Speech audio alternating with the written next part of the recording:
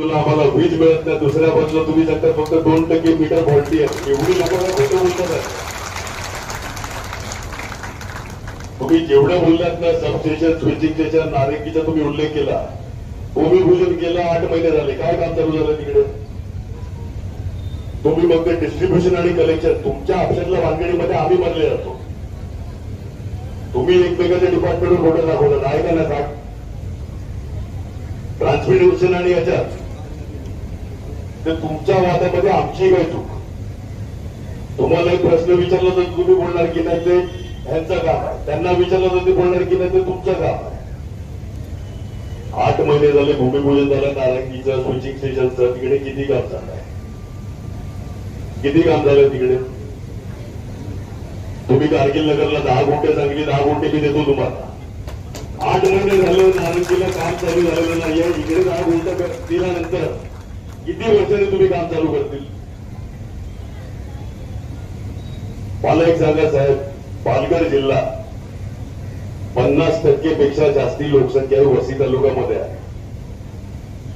8 तालुक्यात 7 तालुके त्या बाजूला तुमचं कलेक्शन आणि लॉस किती आहे ना? आमच्या वसई तालुक्यामध्ये तुमचं कलेक्शन सांगा किती आहे? 94% तुमचं आमच्या इकडे कलेक्शन आहे. म्हणजे तुमची चोरी किती? तर फक्त 6%. खोटं बोलतोय मी?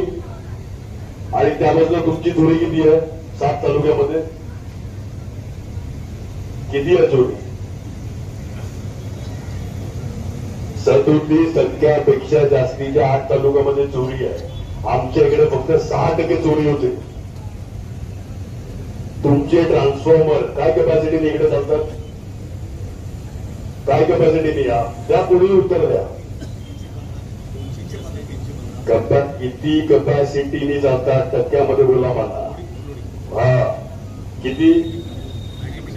90% नाही, 120-130% इंडस्ट्रियल भागामध्ये कॅपॅसिटी पेक्षा जास्ती. बोला मी खोटं बोलतोय? म्हणजे 100ची कॅपॅसिटी असेल तर 120-130 पटीने तुमचे ट्रान्सफॉर्मर फेल होणार नाही का? आम्हाला तुमच्या शासकीय योजना कळत नाही, समजायच्या नाहीये.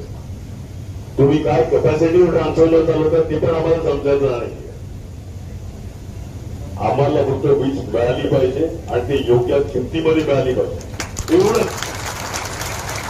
हे सगळे जे प्रश्न आपण मांडलेले आहेत त्याच्यामध्ये जे पॉझिटिव्ह रिप्लाय दिलेला आहे हे लेखी ऑन रेकॉर्ड घ्या साहेब. मंगळवारपर्यंत मला ते सगळे जेवढे मुद्दे होते 22 मुद्दे मांडलेले, 22च्या 22 मुद्द्यांवर मला लेखी उत्तर पाहिजे.